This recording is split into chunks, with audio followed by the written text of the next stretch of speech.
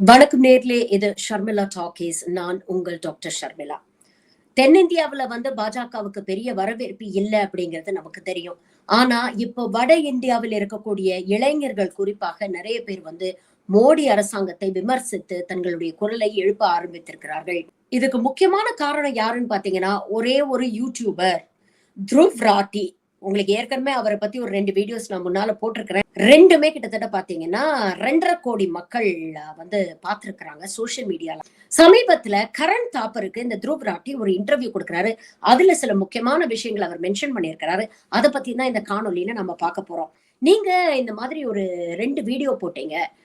மோடி ஒரு சர்வாதிகாரி அப்படிங்கிற ஒரு வீடியோ போட்டீங்க. அதுக்கப்புறம் இப்ப சர்வாதிகாரி பயந்து விட்டாரா அப்படிங்கிற ஒரு வீடியோ நீங்க போட்டிருக்கிறீங்க இந்த தலைப்புல. உண்மையிலேயே இந்தியா சர்வாதிகார நாடா மாறிடுச்சுன்னு நினைக்கிறீங்களா அப்படின்னு கேட்டதுக்கு அவர் பதில் சொல்லியிருக்கிறாரு.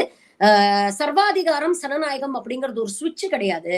ஆன் பண்ணிட்டா இது சர்வாதிகாரமா மாறிடும், ஆஃப் பண்ணிட்டா சனநாயகமா மாறிடும்னு. இது ஒரு ஸ்பெக்ட்ரம்ல நடக்கக்கூடிய நிகழ்வுகள். இந்த நிகழ்வுகள் மெல்ல மெல்ல உலகத்தின் மிகப்பெரிய ஒரு சனநாயகத்தை சர்வாதிகாரத்தை நோக்கி தள்ளுகிறது. அதைத்தான் நான் என்னுடைய வீடியோல போட்டு காமிச்சேன். இத்தனைக்கும் பாத்தீங்கன்னா முக்கியமான ஹைலைட்ஸ் மட்டும்தான் நான் ஒரு வீடியோல சொன்னேன். அந்த மொத்த வீடியோட டியூரேஷனே 20-25 நிமிஷம் தான். இதுல வெறும் ஹைலைட்ஸ சொன்னதுக்கே இவ்வளவு ஸ்ட்ராங்கா ஒரு ரியாக்ஷன் வருது, மக்களிடையே இவ்வளவு பயம், இவ்வளவு கேள்விகள் கிளம்பி இருக்குன்னா, இவங்க ஒட்டு மொத்தமா இந்த 10 வருஷத்துல நடந்த விஷயங்களை எல்லாம் நான் ஒரு வீடியோவா பண்ணணும்னா அது பல மணி நேரங்கள் ஓடும். அப்ப அதனுடைய தாக்கம் எந்த அளவுக்கு இருக்கும் அப்படிங்கறத கொஞ்சம் யோசிச்சு பாருங்க. ஸ்வீடன்ல வீடம் இன்ஸ்டிடியூட்னு ஒரு இன்ஸ்டிடியூட் இருக்கு. அவங்க வருடம் தரவுகளை ரிலீஸ் பண்ணுவாங்க. அவங்க என்ன சொல்லியிருக்கிறாங்கன்னு பாத்தீங்கன்னா, இந்தியா இப்போ எலக்ட்ரல் ஆட்டோகிரசியா இருக்காது. அதாவது தேர்தல் எதேச்சதிகாரமாக இருக்கிறது. விரைவில் இது சர்வாதிகாரமாக மாறுறதுக்கான வாய்ப்புகள் இருக்கு அப்படிங்கிறாங்க. அதாவது தேர்தல் எதேச்சதிகாரத்திலிருந்து சர்வாதிகாரத்துக்கு மாறுறதுக்கு அந்த ஸ்கேல்ல இன்னும் 2 பாயிண்ட் தான் இருக்கு. 1 to 10 நம்ம ஆல்ரெடி 8ல இருக்கோம். வெகு விரைவில் 10ஐ நோக்கி போயிடுவோம் அப்படிங்கிற ஒரு விஷயத்த சொல்றாங்க. இது எவ்வளவு அச்சுறுத்தலா இருக்கு அப்படிங்கறத சொல்லிட்டு, இன்னைக்கு இதுக்கு முக்கியமான காரணம் என்னன்னா, எதிர்ப்பு குரல்களை இந்த அரசாங்கம் ஒடுக்குகிறது, நசுக்குகிறது. இதெல்லாம் நான் ஏன் இன்னைக்கு பேசுறேன் அப்படின்னு பாத்தீங்கன்னா, இன்னைக்கு என்னுடைய குரல் ஒலிக்குது. என்னோட யூடியூப் சேனல் ஃபங்க்ஷன் ஆயிட்டு இருக்கு. எனக்கு ஒரு பிளாட்ஃபார்ம் இருக்கு பேசுறதுக்கு. நான் பேசினா ஒரு பல கோடி மக்கள் கிட்ட போய் இது ரீச் ஆகுது. அதனால நான் இன்னைக்கு பேசுறேன். நாளைக்கு இந்த அவென்யூ எனக்கு இருக்குமான்னு தெரியல. என்னால பேச முடியுமா, இல்ல என்னுடைய வாய் அடைக்கப்படுமான்னு எனக்கு தெரியல. அப்ப நான் வருத்தப்பட்டு பிரயோஜனம் இல்ல. அதனால இப்ப என் நாட்டுக்காக, என்னுடைய மக்களுக்காக எனக்கு பேசணும்னு தோணுச்சு. அதனாலதான் இந்த வீடியோஸை நான் பண்ணேன் அப்படிங்கிற விஷயத்த சொல்றாரு. உடனே கரண்ட் டாப்பர் கேக்குறாரு, நீங்க ஒரு பக்கம் இப்படி எல்லாம் சொல்றீங்க, ஆனா சங்கிகள் நிறைய ரிசர்ச் சர்வேஸ் எல்லாம் இன்டர்நெட்ல ஷேர் பண்றாங்க. உலகத்திலேயே மிகவும் பிரபலமான ஒரு தலைவர் மோடி தான். கிட்டத்தட்ட 79% பேருக்கு மோடியை பிடிக்கும் அப்படின்னு சொல்றாங்களே. அப்ப இதுல ஏதாவது கொஞ்சமாவது உண்மை இருக்கணும் இல்லையா? ஏதாவது ஒரு நல்லது பண்ணியிருந்தா தானே 79% பேருக்கு மோடியை பிடிக்கும் அப்படிங்கிற ஒரு விஷயத்த கேட்டோம்னா, அது ஒரு ரொம்ப நல்ல ஒரு எக்ஸாம்பிளோட அவர் அதை உணர்த்துறாரு. அவர் என்ன சொல்றாரு, இந்த கையில என்கிட்ட ஒரு பர்கர் இருக்கு. இப்ப இந்த பர்கர்ல 80% நல்ல கிரீன் லீஃபி வெஜிடபிள்ஸ் இருக்கு, ஹோல் வீட் கிரீன்ல பண்ணிருக்கு, இது ரொம்ப ஹெல்த்தி பர்கர் அப்படின்னு சொன்னீங்கன்னா, நீங்க இதுக்கு 1 to 10ல எவ்வளவு மார்க் கொடுப்பீங்க அப்படின்னு கேட்டா அவர் 8 மார்க்குங்கிறார்.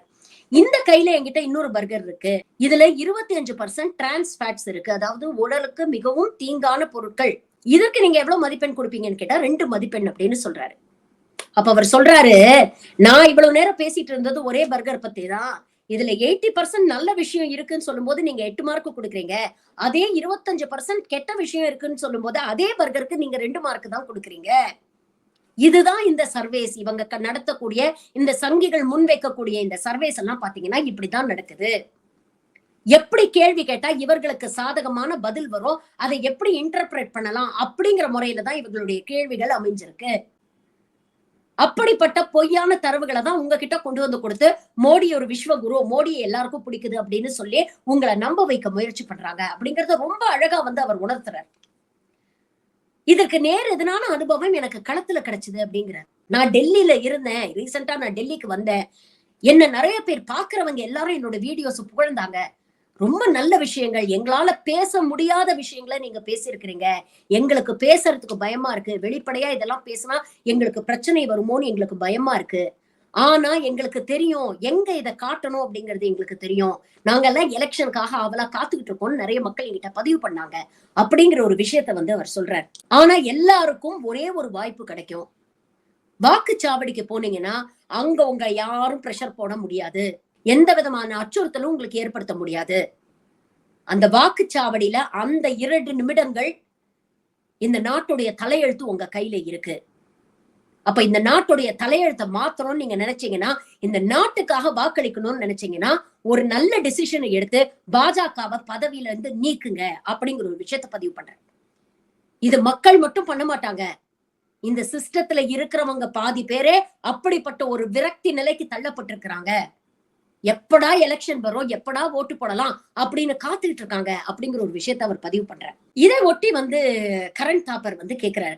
இப்ப ரீசெண்டா அரவிந்த் கெஜ்ரிவாலோட அரெஸ்ட் எல்லாம் நடந்துச்சு. நீங்க அதெல்லாம் பத்தி ஒரு வீடியோ போட்டீங்க. காங்கிரஸ் உடைய அக்கௌண்ட்ஸ் முடக்கி இருக்கிறாங்க. நீங்க அரவிந்த் கெஜ்ரிவாலுடைய அடியாள். நீங்க அரவிந்த் கெஜ்ரிவாலுக்காக காசு வாங்கிட்டு வேலை பண்றீங்க அப்படின்னு சொல்றாங்களே, நீங்க அதை பத்தி என்ன நினைக்கிறீங்க அப்படின்னு கேட்டோன்னா அவர் சிரிச்சுக்கிட்டே பதில் சொல்றாரு. நான் சோசியல் மீடியால இன்ஃபுளுசரா இருக்கேன். நான் ஒரு வீடியோ போட்டா கோடிக்கணக்கான மக்கள் அதை பாக்குறாங்க அப்படிங்கிறது எல்லாருக்குமே நல்லா தெரியும். இன்னைக்கு பணமும் பலமும் யாருக்கிட்ட அதிகமா இருக்கு அப்படின்னு பாத்தீங்கன்னா பிஜேபி கிட்ட. இன்ஃபேக்ட் சோசியல் மீடியாவும் முழுக்க முழுக்க அவங்க கண்ட்ரோல்ல தான் இருக்கு. அப்ப அப்படியே நான் பணம் வாங்கிட்டு வேலை செய்யணும்னு நினைச்சேன்னா பிஜேபிக்கு வேலை செஞ்சுட்டு போனேனே, எதற்காக ஆம் ஆத்மி கட்சிக்கு வேலை செய்யணும் அப்படிங்கிற ஒரு கேள்வி அவர் கேட்கிறார். மோடி ஒரு கோழை, இதை நான் எந்த மேடையில வேணாலும் வெளிப்படையா சொல்லுவேன் அப்படிங்கிற ஒரு விஷயத்த சொல்லிட்டு அதற்கு உதாரணமா சொல்றாரு. ஏன் மோடி ஒரு கோழை அப்படிங்கிறது என்னை விட உங்களுக்கு தானே சார் நல்லா தெரியும் அப்படின்னு கேக்குறாரு.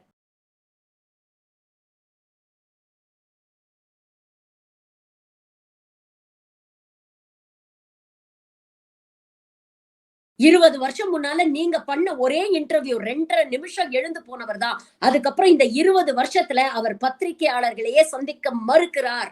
ஒரு பிரஸ் இன்டர்வியூ கூட அவர் பண்ணதில்ல. அன்னைக்கு நடந்த அவமானம் இன்னமும் அவரை அச்சுறுத்துகிறது. அப்ப மோடி எவ்வளவு பெரிய கோழைன்னு யோசிச்சு பாருங்க. இன்னைக்கு மீடியால வரக்கூடிய இன்டர்வியூஸ் எல்லாமே ஸ்கிரிப்டட் இன்டர்வியூஸ்.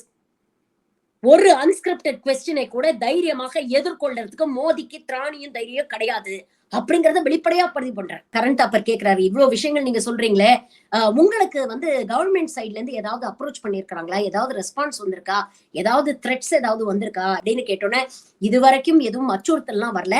ஆனா என்ன அப்ரோச் பண்ண முயற்சி பண்ணாங்க. கொஞ்ச நாள் முன்னால ஒரு கோதி சேட் மூலமா, கோதி சேட்டுன்னு அவர் சொல்லும் போதே அதானிய பத்தி சொல்றாரு அப்படிங்கறது அவர் பேச்சுல இருந்து நமக்கு நல்லா புரியுது.